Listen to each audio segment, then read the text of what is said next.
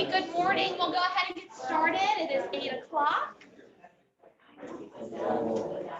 We've got coffee and some breakfast snacks across the hall if you'd like to get any of that. Welcome. My name is Amanda Wiggins, and I have the pleasure of serving as the President and CEO of the Marana Chamber of Commerce. Thank you so much for being here this morning in person and online. We have about 7 folks joining us virtually this morning, so want to let you know that that's happening. Thank you for being here. Marana Insights is one of the programs our chamber is really proud to offer to our community. We try to get our community leadership, what's happening in front of our businesses, to then drive their decisions and move our whole region forward. So thank you for being here. Thank you for being a part of this. Online, this is recorded. Just want to let everyone know that, because then we are able to then push it out as a recorded version for people who aren't able to attend in person. So we do that. We have a few events I'll highlight at the end, but now I'd like to introduce our moderator, Jenny Huffman, who's the owner and broker of Imagine Realty Services, to introduce our guests today, which is why we're all here. So Jenny. Okay, thank you, Amanda. So welcome everyone, and I'm so happy we'd filled the room. This is awesome. As Amanda said, my name is Jenny Huffman. I'm the broker owner of Imagine Realty Services and your mom. Ready? All right. So our first speaker is someone we all know and love. So Mayor Homey is going to be giving us updates on the town. So take it away. It's all yours. I'm up. You're up.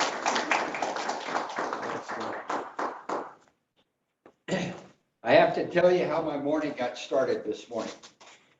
As a lot of you know, I have macular, so I don't drive anymore. I think everything else works fairly well, but Amanda was going to come by and pick me up at 7 o'clock, and my alarm didn't go off, and at 6:36 I got up. You got to brush your teeth, comb your hair, try to find clothes that match. Joanne told me my pants were tucked into one of my socks, so I did. That's a true story. And but I think I'm fully dressed and I'm here. It's things in the town of Marana are going pretty well. We're in pretty good shape for the shape we're in. And I want to talk a little bit about the last election, what I think it has an effect on this community. All 4 of our incumbents, Herb Kai, John Post, Patty Comerford, and John Officer, were reelected, and I'm thrilled about that. And good people that are pro-growth and pro-business within the context of what we do. And I think we do a pretty good job of that. And I wanted to talk a little bit about what's happening in our world right now. In January, February, and March, we averaged 150 new home starts a month. The last 3 months, we've averaged about 50 or 60. Is that a reflection on Marana? No. Or you or anybody else that's doing business here.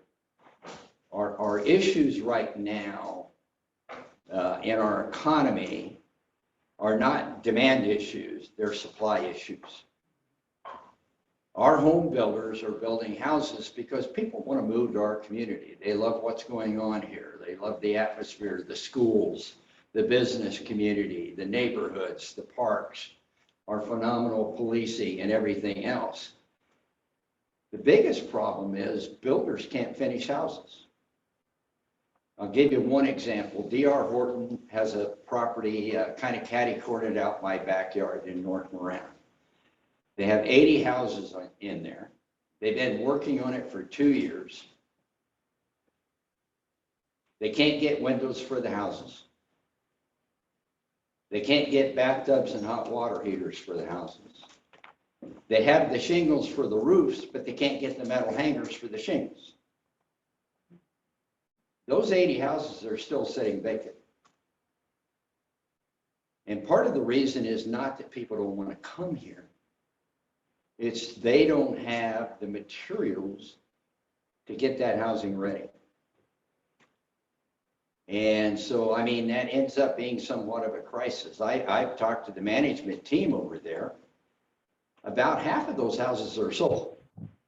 So they built about 40 on spec and about 40, somebody came, made a down payment, picked a lot, picked a house and everything, and they can't finish it.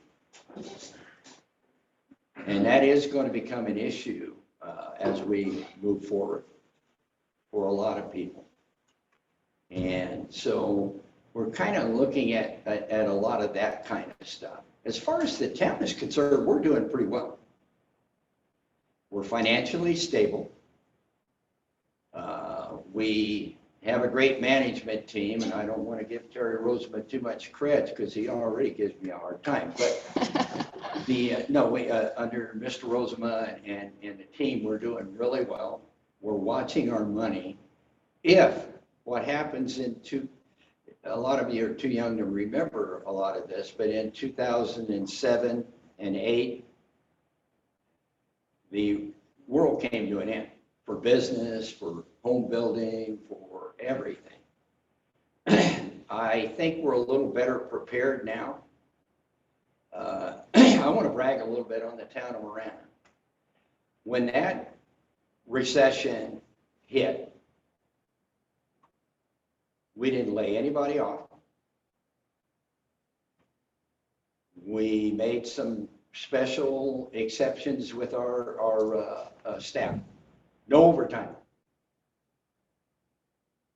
And, we're just going to pay straight wages. Our team works so well together that a lot of the higher paid individuals gave up a percentage of their wage so that we could keep all the people that were entry level or starting at new in our company.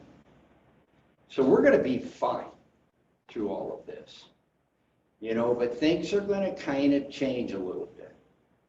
I think we have such a strong community. We have beautiful parks. Like I said, we have great policing and we have great roads, and people like coming here. But influences larger than us are going to have an impact on our community. So, it's going to be a little different in the next couple of years. I think you're still going to get the service. We're still going to take care of everything we need to take care of, but things may act a little more slowly. But I can tell you, on our part, it's not that people don't want to come here. It's just the home builders and business builders alike can't get materials. They build a business, but they can't get fryers, or they can't get material to open the business. Now, I don't want everybody to cut their wrist. I mean, we are at Northwest Fire, and I'm sure they have medical personnel here. But I think we need to be prepared, and we need to be realistic. I'm not a negative guy. My saying is the sun came up and I got up, it's a good day. And I still believe that. But I think we're all going to have to work together. We're going to have to work with our business partners. I see Brian's here from Trico. My sister is purchasing agent for Trico. Don't fire her, Brian. She's my sister. And she talks about like ordering transformers. You order transformers, it used to be 60 to 90 days. You could get a load of transformers. They would bring them in for a new neighborhood or a new community. Now, all of a sudden, it's a year to a year and a half to get those same transformers. Well, it's not Trico's fault. They have personnel there. They want to hook you up. They want to do what they need to do. But if they can't get the material they need to do that, it reflects on them, and it shouldn't. I mean, it's just that they're there and they're prepared, but they're not going to be able to get it. So I think we're going to have a rough couple years. The benefit for all of you is you're in Marana. And we handled the last crisis pretty well, and I think we'll handle this one pretty well. I don't want to be a naysayer. I'm a very pro-Marana guy, pro-business guy, and I think we're doing a phenomenal job. But we're all going to have to start working together over the next few months, because I think I see things tightening up quite a bit. Sorry to be a naysayer, folks, but that's kind of where we are. And we're going to get through this, and things are going to turn around and get better. And it's a national thing. It's not so much us. And we're going to do quite well. I mean, we have more businesses per capita than any community in Pima County. We have beautiful schools. I did something that I said I would never do. I actually wrote a letter of support for Marana Public Schools to do a bond issue. And the primary purpose of that bond issue is to build a new K through 8 school in Gladden Farms in North Marana. And my philosophy is if we want young families to move here, and young families have children, if we don't have good schools, they may not come. And so I encourage all of you to support it. I'm not out here yelling we need more taxes or whatever, but you know, we do need those amenities and we need to keep them moving forward. So I would ask you to support them. One gripe I do have is, and I was talking to Chief Bradley, who's going to speak this morning, so he can, is their new facility. And if you haven't been there in North Marana, maybe call the chief or somebody and see if you can get a tour. Is pretty nice. I tried to get an office in there. Chief told me he would give me an office. I said, we'll put a nameplate on there. They haven't done that yet. But he did tell me this morning I had an office. But,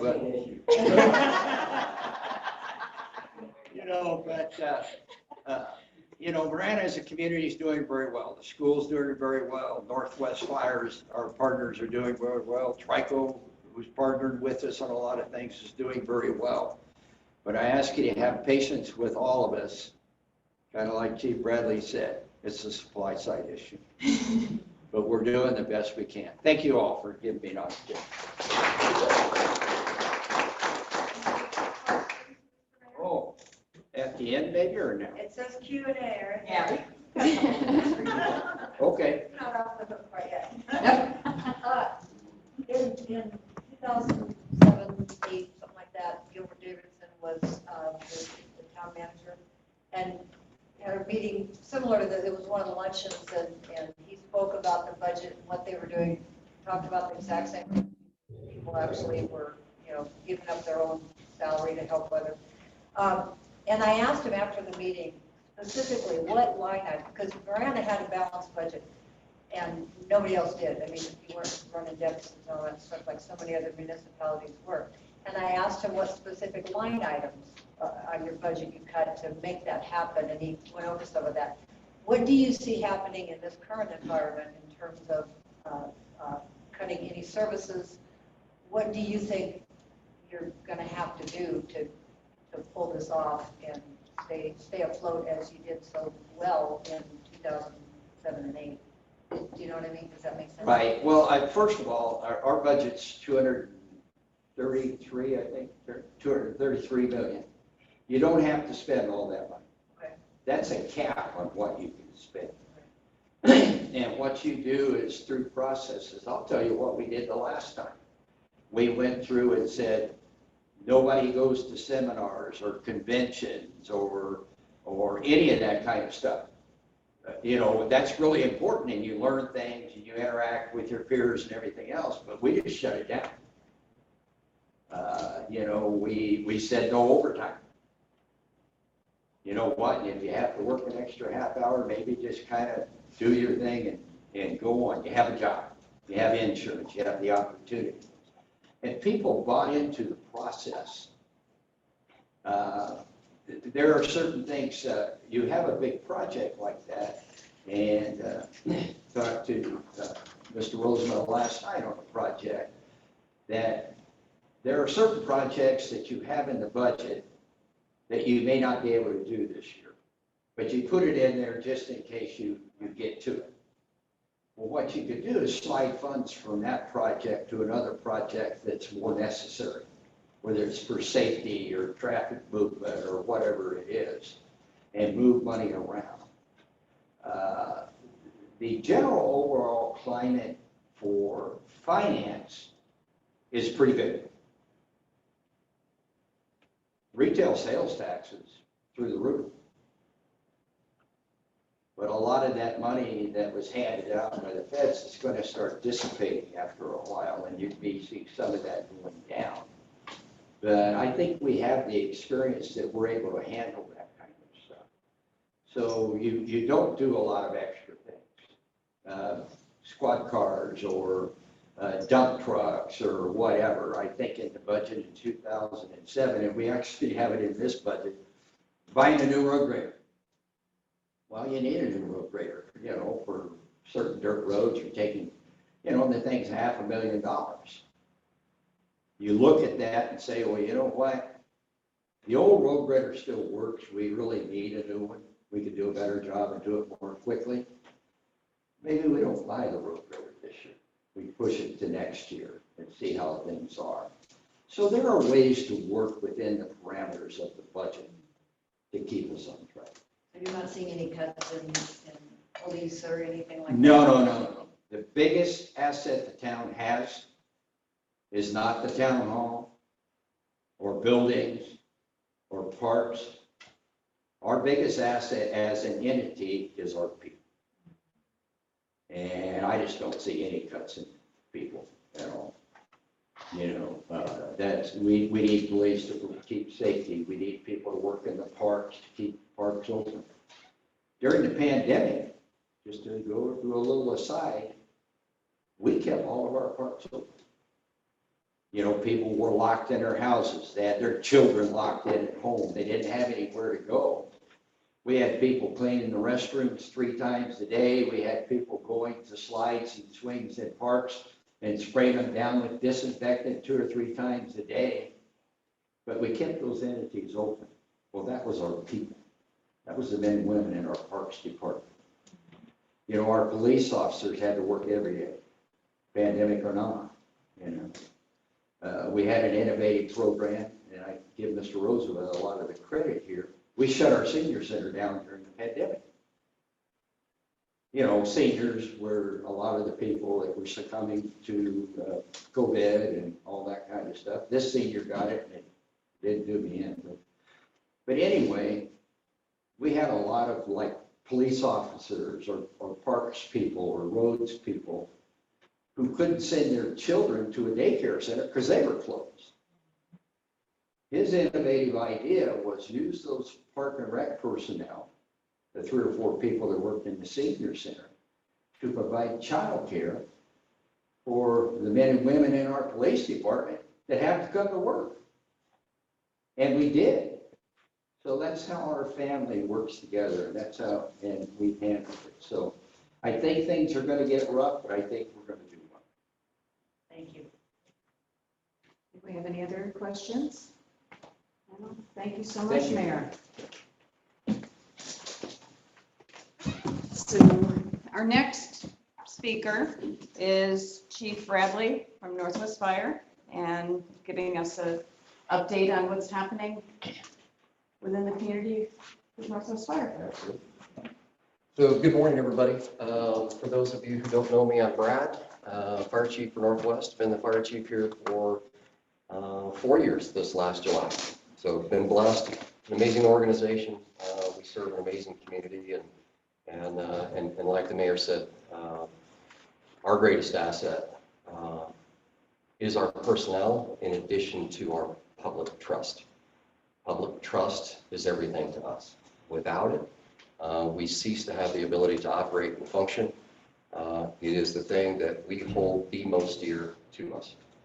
So with that said, a little bit of an overview of Northwest Fire. We've got a little bit over 130,000 community members, 155 square miles, 56,000 residential homes, and a little bit over 3,000 commercial units. So I will tell you, there's 144 fire districts in the state of Arizona.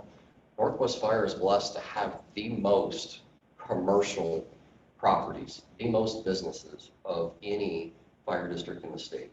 And we put a lot of effort into our relationships with our with our businesses, right? With our commercial entities. That hasn't always been true, I will tell you that, in our history.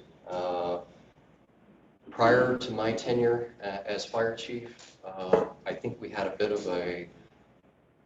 not a bit of a stigma, we absolutely did, and it was justified. We were not very business friendly. We were not very development friendly from the perspective of fire prevention services.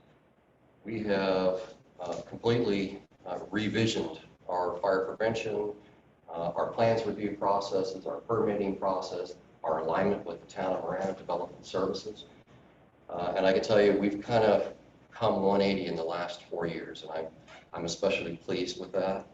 And I would just say thank you all for your patience and for your collaboration and your cooperation with us to help us get to a place where we needed to be relative to really recognizing what our role is in the community, and that is a partner, that's a collaborator. Because our interests, the organization's interests, are served in that way just as yours are. I think that was a piece that had been missing organizationally over the years. So with that said, there are a few things that are unique about Northwest Fire that you don't see with most agencies. Accreditation is one of those. So we're internationally accredited by the Commission of Fire Services, Commission on Fire Accreditation International. What that means is that we put ourselves through a very intensive, grueling third-party verification and validation. These are industry experts from around the country that form a team that come in and review everything. They go through all of your policies, they go through all of your procedures, all of your training. And what they're looking to do is identify whether you're credible or not. Do you do the things that you say you do? And are you doing them with the best interests in mind of the community and the best business and operational practices available? Industry standards. I will tell you, most agencies don't participate in accreditation. It's arduous, it's grueling. It requires a commitment and a dedication to continuous improvement. And you have to be able to justify that and validate it. Everything that you do every single year. Every year we have to fill out a report.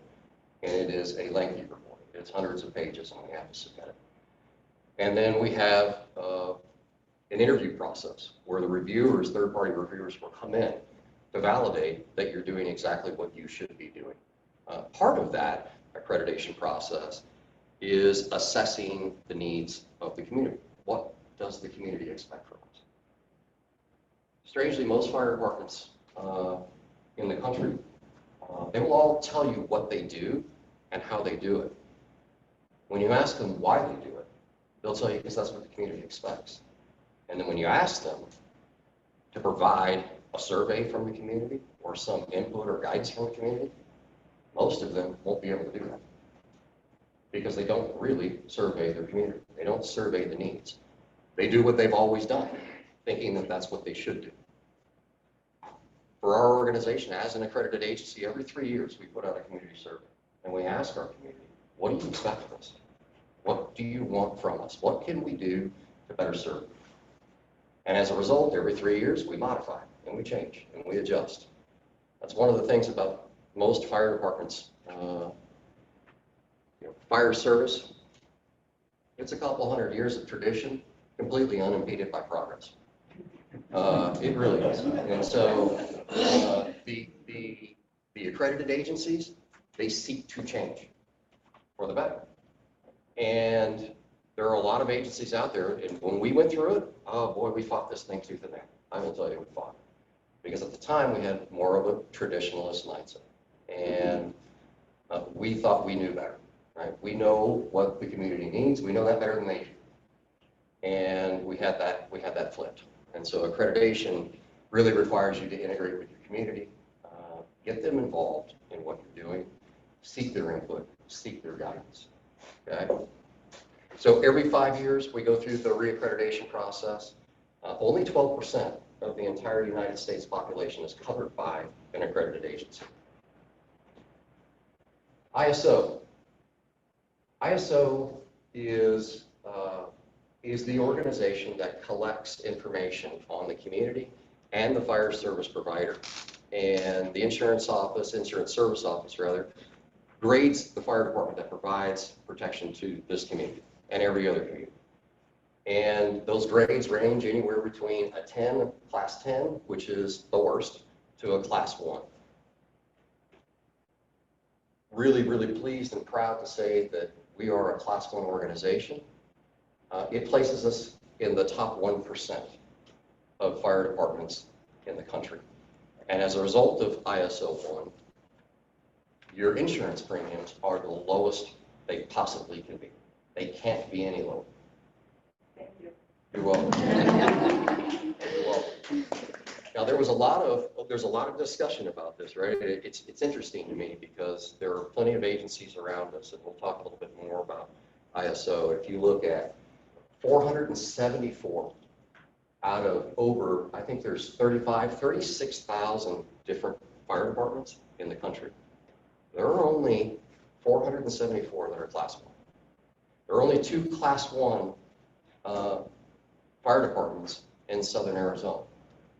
There is only 1 that's internationally accredited and an ISO class 1, and that's Northwest Fire. And so we feel like our goal is, aside from continuous improvement, is outcomes. Everything we do is predicated on outcomes. If the outcomes aren't what they need to be, we will adjust. We will move. All right. And so in terms of ISO, this is about the appropriate numbers of personnel, apparatus, station locations, all the way down to what trucks are where. And truthfully, we should have been an ISO class 1 organization years ago. But we weren't paying that much attention to it because we weren't thinking that decreasing somebody's insurance premiums was part of our responsibility, right? But our mission is save lives, protect property, and care for the community. So if we're not thinking about these things, then are we really caring for the community? I would say we weren't. But with more attention, more emphasis on caring for our community, we really dove into this ISO piece. And it really was a matter of actually adjusting some trucks, move a ladder truck from here to there. It didn't cost the community a penny. Same truck, same people. They're just not here anymore. They're over here. Call for a regrade. Guess what? We go from a 2 to a 1. Didn't cost anything, but it saved all of our residents a lot of money in doing it because now we're paying attention to what matters, right? We're really putting a focus and an emphasis on caring for our community. So 0.3% in the entire country have both ISO class 1 and are accredited status. So not only do this independent third body international group that looks and dives deeply into every fire department in the country,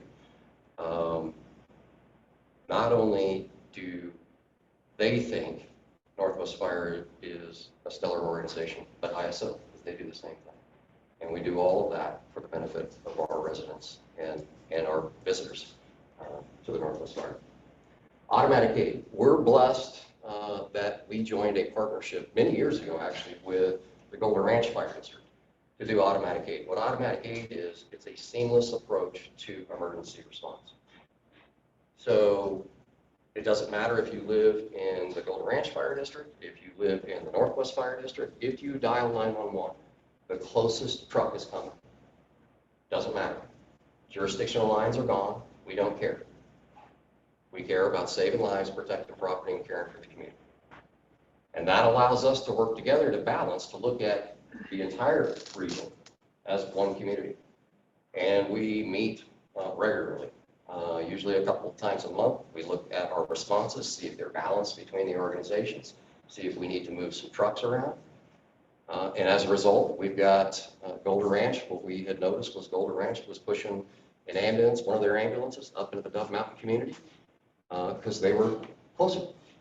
And as a result, they had to shift some personnel of theirs out of some other areas to make that happen. Well, once we saw this in the data set and sat down and had a conversation with them, we looked at it and went, oh, yeah, don't do that. we're going to put a truck in service. We're going to shift some personnel over, and we'll meet those needs so you don't have to, right? So it's a very balanced approach to doing things. Here, a few years ago, we engaged Tucson Fire Department. They had a new fire chief that came in, Chuck Ryan, a good friend of mine from Fairfax. He grew up in a system of automatic gates, seamless boundaries, seamless borders. City of Tucson has never done automatic gate. They have a boundary. They stay within it. They don't leave that boundary. Historically, unless you really, really, really need it to, and then they will. So we engaged them about 3 years ago to bring them into the automatic gate system. And we kind of slow rolled into that. And I'm pleased to say that this last July, we launched automatic gate for fire calls, for technical rescue calls, everything but medical at this point. Medical is coming soon. There's some adjustments that they're having to make on their end relative to staffing to be able to pull that off. So what that allows us to do, so for us, we have 11 fire stations in service. We've got 12 engines and 2 ladders. Golder Ranch has almost the exact configuration. So between the 2 organizations, we can double the response capacity of Northwest Fire at no cost to any of our residents through this automatic gate agreement. So if an emergency occurs in the town of Marana, you're going to get 24 fire engines, where there would only have been 12 prior to this agreement at no cost. Now, likewise for Golder Ranch community, for the town of Oro Valley. Now we bring in Tucson Fire. Tucson Fire is double the size of Golder Ranch and Northwest Fire combined. So now we can quadruple our response capacity into this community and other communities at no cost. Just working together, working collaboratively. That's the beauty of automatic aid. Automatic aid has existed up in the Phoenix Valley for many, many years. This community, Northwest Fire, has done automatic aid with Golder for a number of years. And we're in the process of taking that agreement. The way we wrote that agreement was so that other agencies around us could look to see what they needed to do to get to a level to where they could also participate. Because we need to make sure that staffing, training, protocols, procedures, everything aligns. They're all the same. So the expectation should be the same regardless of what it says on the side of that truck. We should all be operating from a common sheet. More difficult than what you would think, I would believe me. Because every fire department, if you've only looked at one fire department, you've only seen one fire department. They are all different, I promise you. They are different. Their philosophies are different, their protocols and procedures are different. And we're just blessed between the 3 agencies to really have a good commitment to making sure that we're providing the best services possible and doing that in the most timely way and the most cost-effective way. So with that said, I'm here to talk about any and all things associated with Northwest Fire. I think we're on a great track.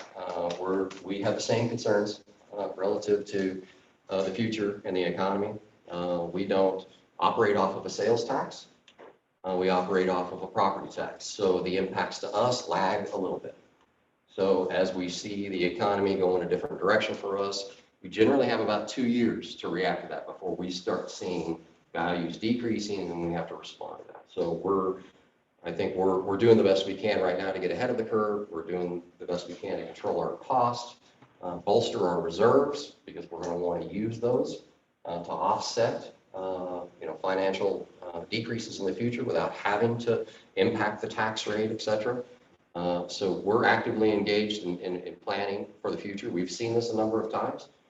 There's a pretty good roadmap for us to follow based upon what we've done organizationally in the past. Some of it good, some of it not good.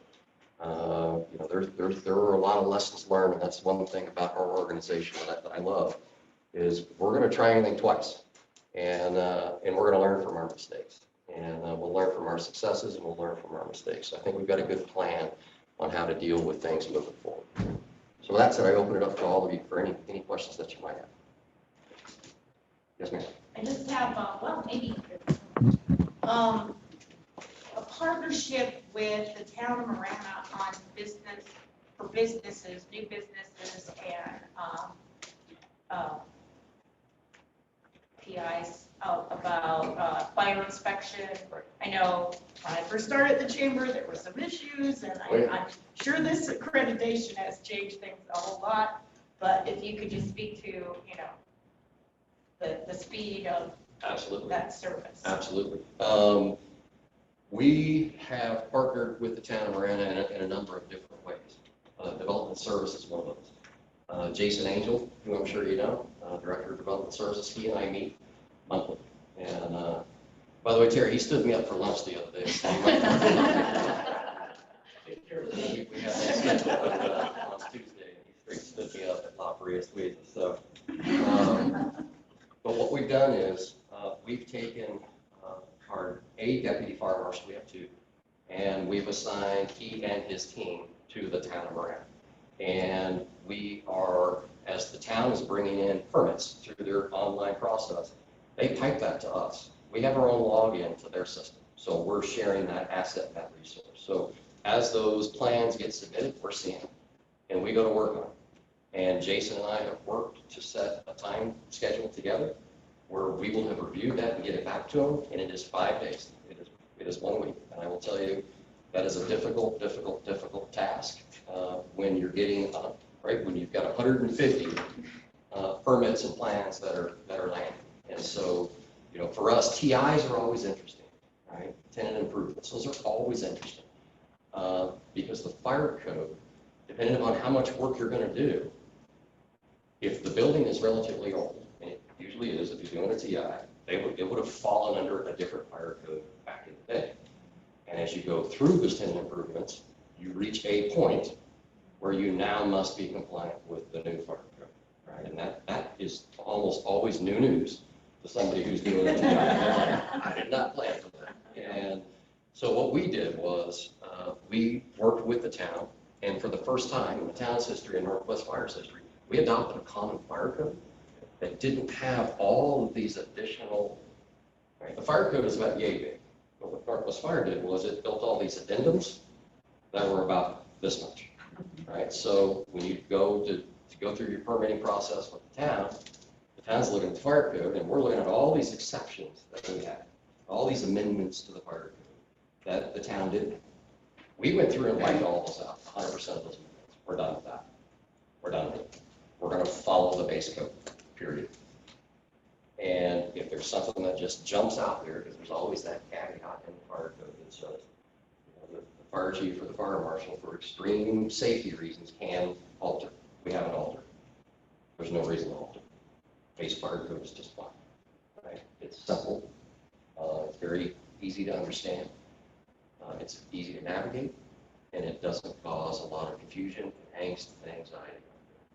So that's just a couple of the things that we're doing to integrate. Our goal is we don't see our mission any differently than the town. We moved our administration center right next to the town for that reason, right?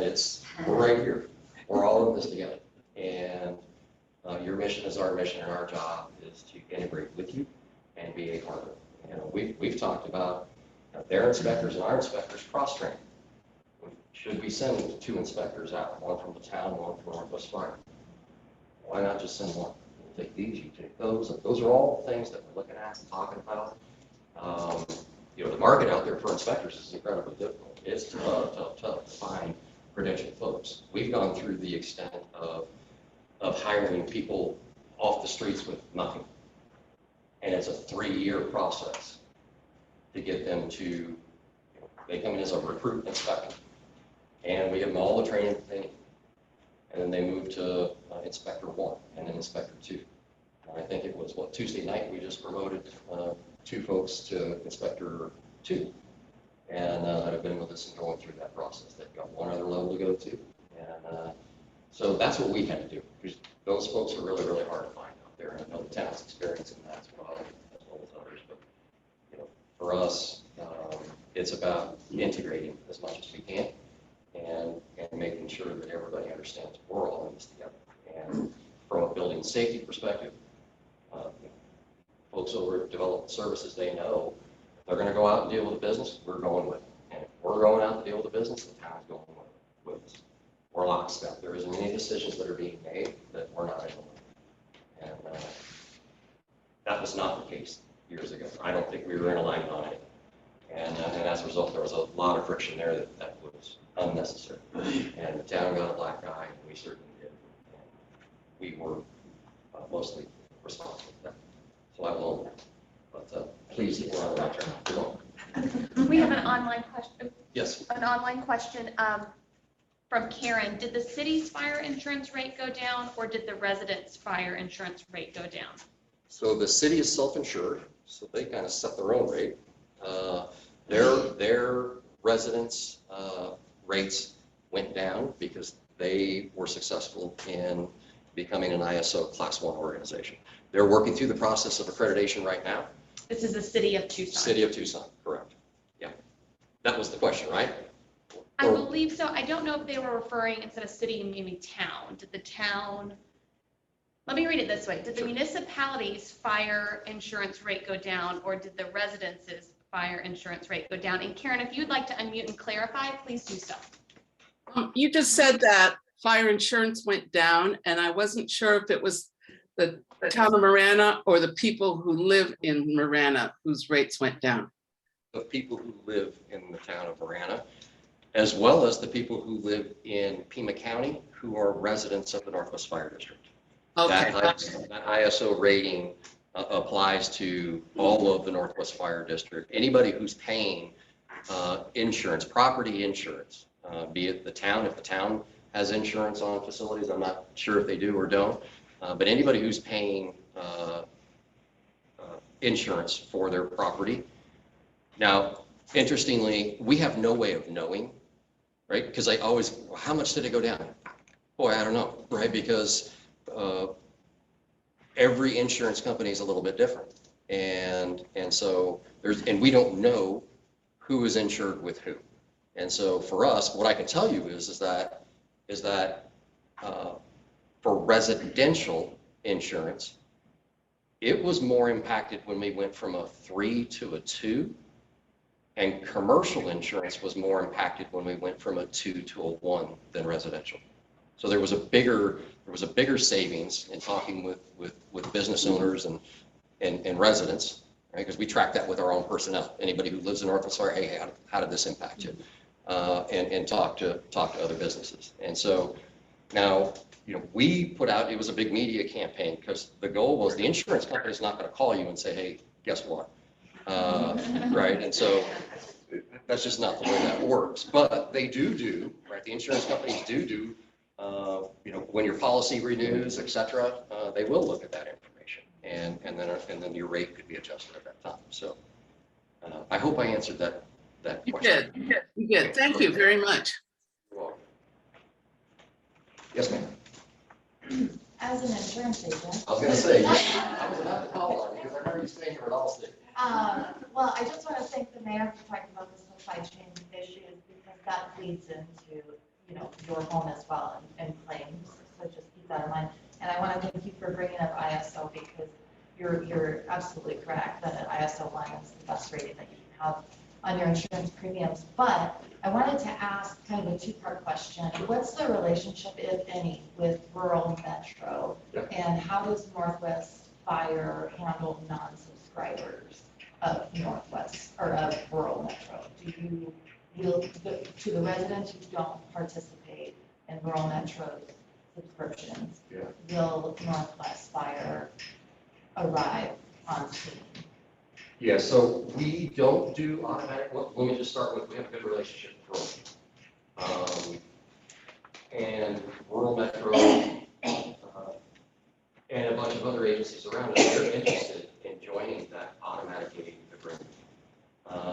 Their staffing levels are a little bit less than where we're at in terms of the number of personnel they have on their trucks. So there's some work that rural would need to do, as well as some other agencies, to meet what it is that Northwest Fire, Golden Ranch Fire, Tucson Fire are bringing to our residents. So there's not an automatic response to rural metro. However, we do have a mutual aid agreement with them. So if for whatever reason they need help, we'll send it. As it relates to, and that is true with every department of the city. there is a statewide mutual aid compact that exists that every agency participates in. So if worst case scenario happens, anywhere in the state, there are resources, if they're available, that have committed to responding to help. There's no charge for that. Because at the same time, they're available to come help us should we need to, right? So that's the agreement. Now, with that said, there are areas that we have agreed to respond to that aren't in any fire protection districts at all. Rural doesn't cover them, Boulder doesn't cover them. They're just these county islands, and actually there are some areas of Oro Valley and town of Marana that aren't covered necessarily by a fire department. And what we have agreed with, or what we have said is that if we are the closest agency to it, we're going to go. But there are statutes in place, the gifting clause, where it says that we can't go provide that service for free and not receive something in return, right? So with mutual aid, we go provide service to rural metro. We don't charge for that because we're going to receive an equivalent service in return back at some time, right? But in an area where there is no fire protection services, what we'll do is we'll go in and we'll provide the service, whatever that is. And we will issue a bill for it to get cost recovery back because our taxpayers pay for that service to somebody who's not a taxpayer. Now, what we do is we offer, as part of that bill that we send out, the ability to annex into the Northwest Fire District. And if they agree to do that, the bill's gone. We waive the bill. And that's to the property owner. That is correct. That is correct. Yeah. And so I will tell you that happens probably 2 or 3 times a month, where we've got folks go, oh, I didn't know. Most of them, give me the big one. I'll sign it. I had no idea. Right? And so technically, it's interesting to me because they shouldn't be able to get property insurance if they don't have some form of guaranteed fire protection service.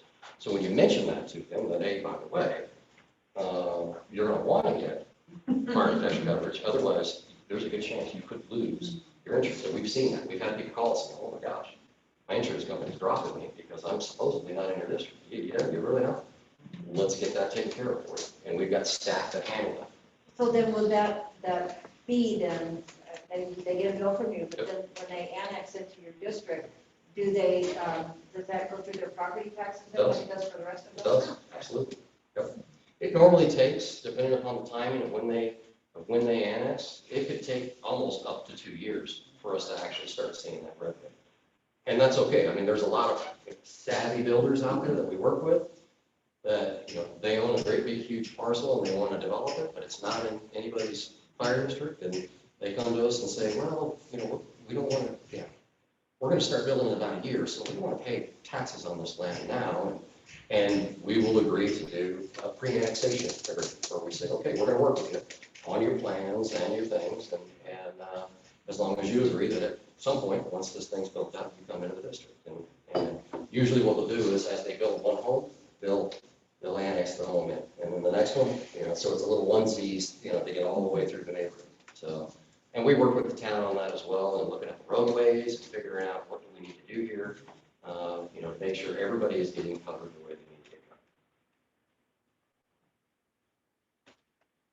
covered. Okay. Any other questions for me? Well, I will say congratulations. You got me in a sports coat. I rented it. So.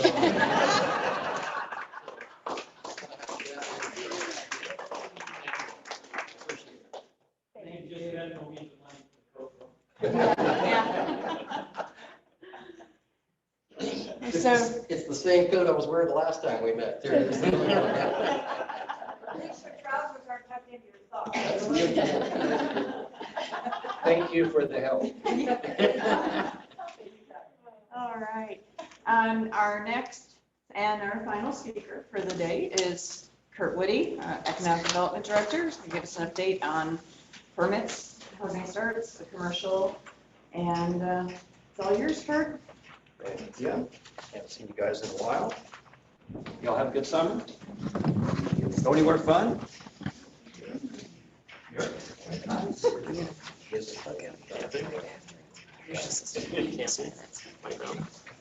At least I got him cutting the wrist before 30. And I wanted to share a comment in that while Kurt's passing that out. Patrick said online, Mayor Honey, it's great that you brought up some of the tough economic sentiment coming down the pipeline. If the community can prepare well for the times, including saving and beefing up emergency savings, it will make a big difference. Speaking about it is a great first step toward helping the community. This is a tough topic to speak about, so I definitely commend you on that. Just wanted to share that comment in the chat box. So the mayor covered most of my bullet points, so it should be pretty quick. I'll echo a lot of what he just said earlier in the presentation. As you can see by the numbers, the first quarter really drove where we're at for the first part of this year. It's 37 permits last month. We knew the retraction was coming, different economic factors coming down the pike. It is a supply chain, not only for the materials, but for the available lots to build on. We expanded so rapidly in North Marana, the Land Farms area, that they were scrambling just to buy land to improve it for the builders to build the homes. So we're trying to play catch up on that. We've got a couple other master plan communities that are coming online very soon. Mandarina, which is on the east side of I-10 at Tangerine, north of Tangerine. If you've been in that area, you've seen all the dirt work that's going on, all the civil work is happening. That's right around 1,000 homes once they get those lots improved to get going.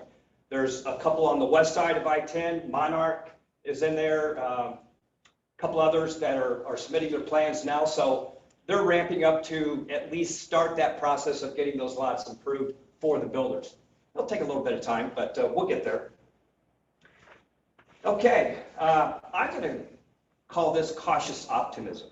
Yes, we're seeing a retraction in the economy. Yes, there's talk about a recession coming.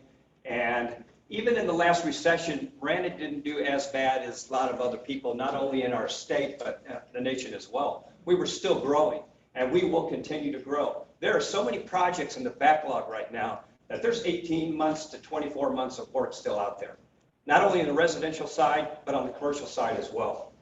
So projects that you've heard us talk about in the past, I'll just kind of give you an update on those. The Southern Arizona Logistics Center, which is the commercial industrial project on the west side of I-10 at Tangerine, they broke ground this week. That's 2 buildings, 900,000 square feet and 500,000 square feet. And they're building them spec. Their model typically is they start the spec building, and by the time they finish, they've got tenants. So industrial has retracted a little bit nationally, but it's still very strong in the state of Arizona. If you're keeping up with what's going on up in the Phoenix area, they cannot build the industrial product up there fast enough. So distribution and logistics is very important, still is. Amazon, we all know, pulled out of Tangerine and I-10. They ramped up too fast during the pandemic. Everybody was ordering their products online. They started building product all across the country. We were no different here in Southern Arizona. So we built the 220, I say we, they built the 220,000 square foot facility at Ina and Silverbell. They will still occupy that come probably late fall, maybe early next year. They're waiting for the new state-of-the-art conveyor system to come online to buy that and then put that into the new building. They're not going to put the old one in, then have to take it out and buy the new one. So they're going to wait a little bit. They pulled out of the project at Tangerine and I-10. That was 1.4 million square feet.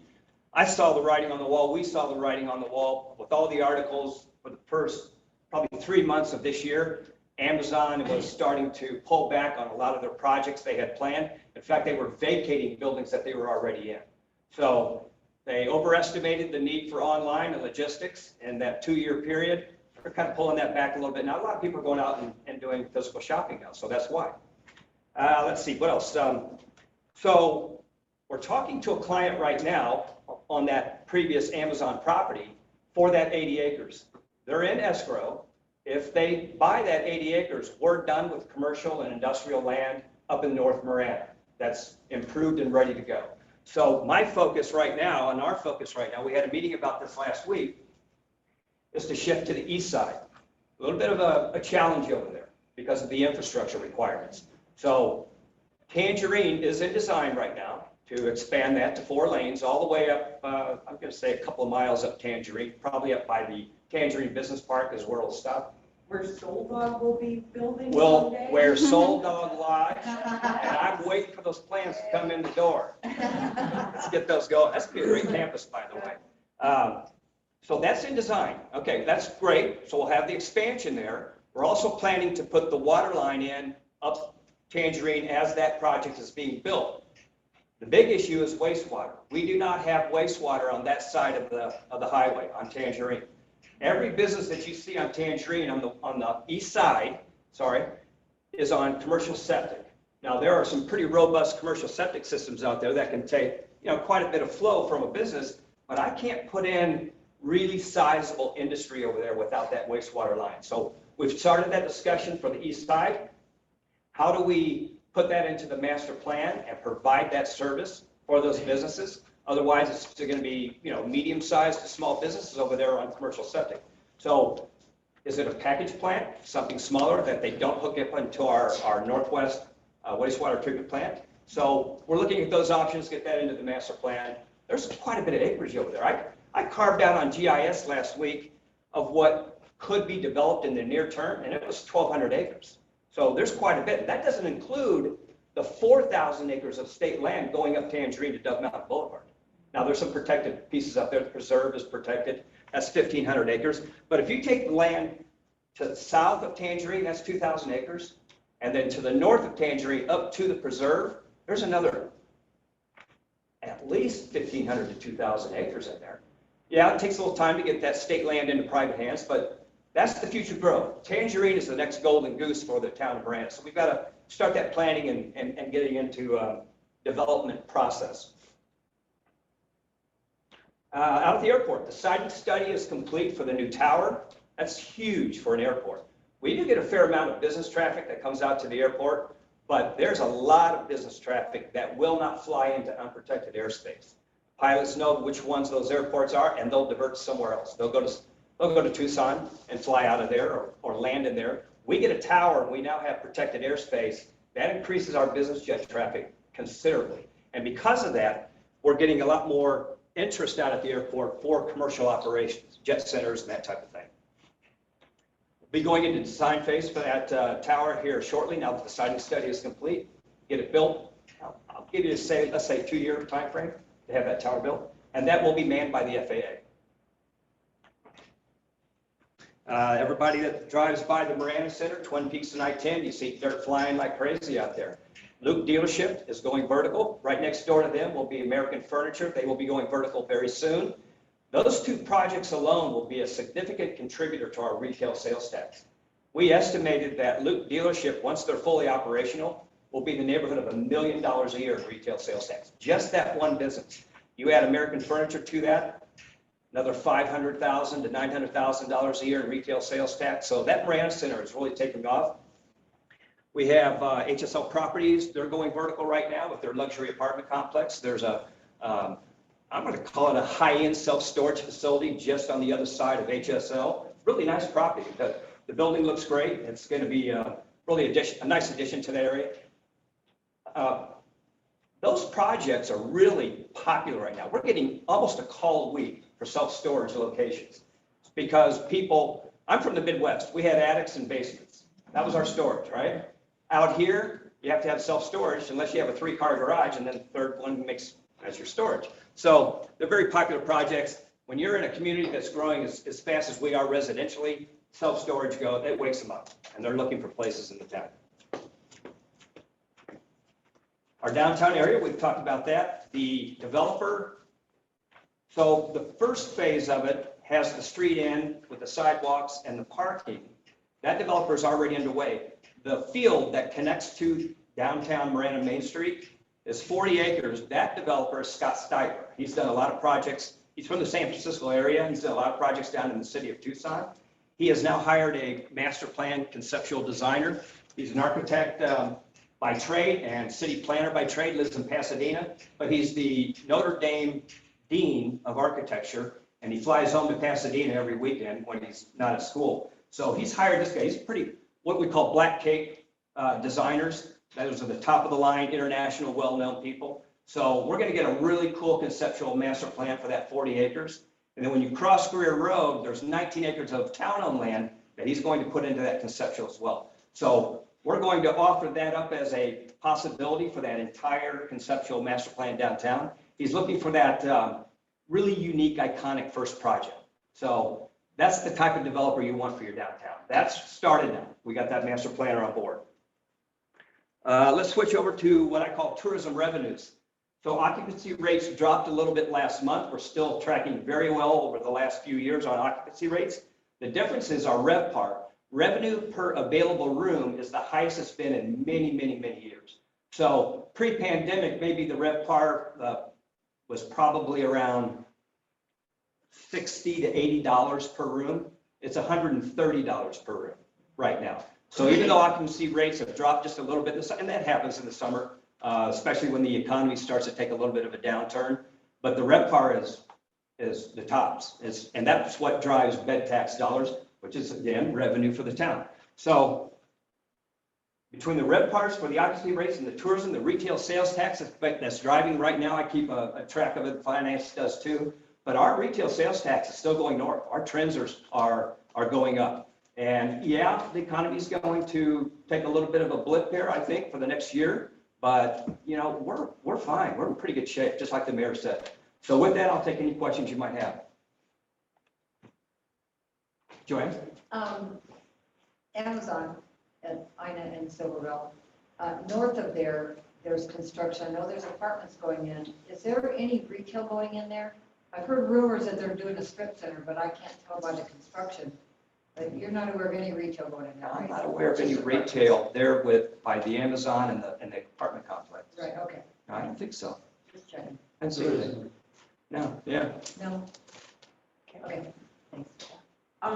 The occupancy at the Marana outlet, there seems to be a lot of empty stores. Do you have a vision to share on what's going to happen at the hub of that activity going on? Yeah, so density and what we call destination businesses will drive what happens at that outlet mall. Yes, there are way too many empty stores out there. So a new hotel, Spring Hill Suites, is going to be breaking ground very soon there. So you're adding more people to that area.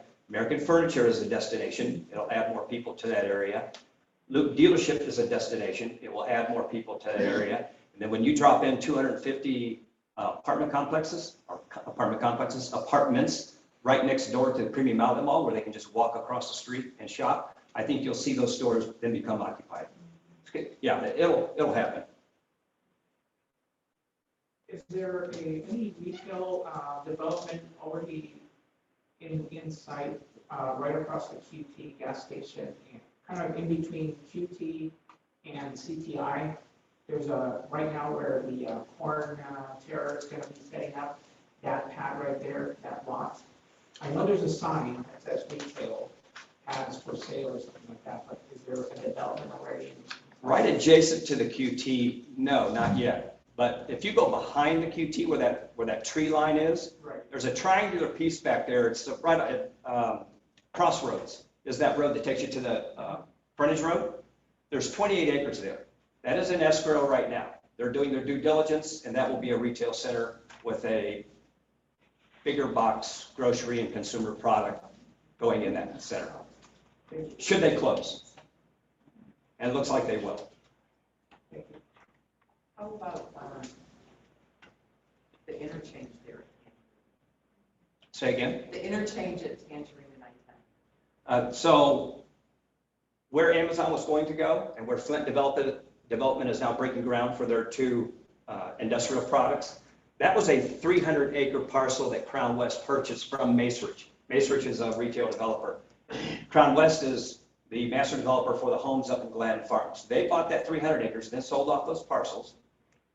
With that development agreement comes improvements to that interchange. So they're on the hook for that. The improvements will be on the frontage roads, the exits off of the highway, merging the frontage road with the exits, cleaning that up a little bit. And the Band-Aid approach, because it's not on the radar screen for ADOT right now to do a full interchange, the Band-Aid approach, it would be another Cortero. They'll cut lanes in, they'll cut back the abutments underneath, add more lanes, more stacking areas, and improve that, at least get the flow going until ADOT gets that on the books.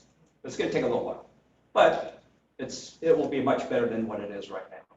Because with everything coming online, yeah, that interchange is gonna be really busy, and so is Marana exit.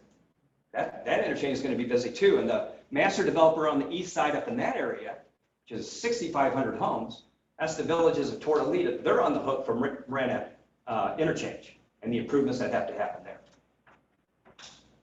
I mean, I say they're on the hook. It's a joint venture. The town of Marana has to participate too. Any other questions? Okay. Thank you, Kurt. Jenny had to leave, but thank you guys for staying a little bit extra for that great information from Kurt. We're so excited that he comes each month to deliver that for us. So we will see you. I've got 2 events to highlight really quickly. The annual meeting for the Marana Chamber of Commerce. Your Marana Chamber is 35 years old. So we have some member businesses we're celebrating that have been a member for 35 years, as well as some that have been members for 25, 20, 15, 10.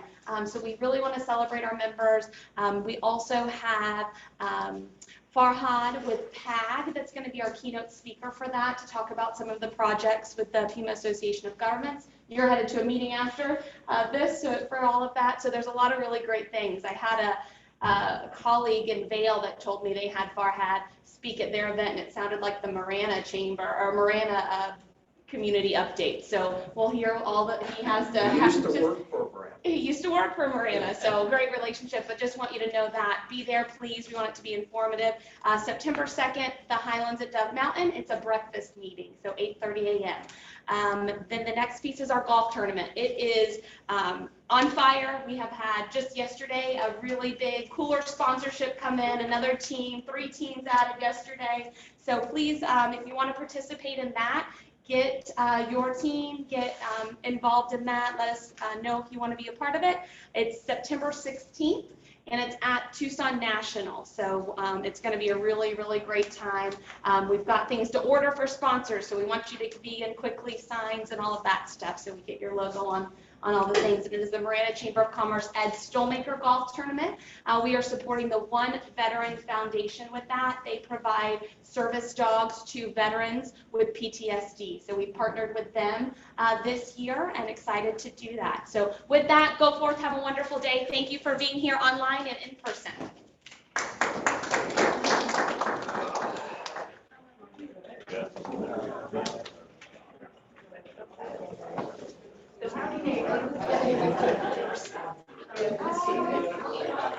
So at least my sister's not living.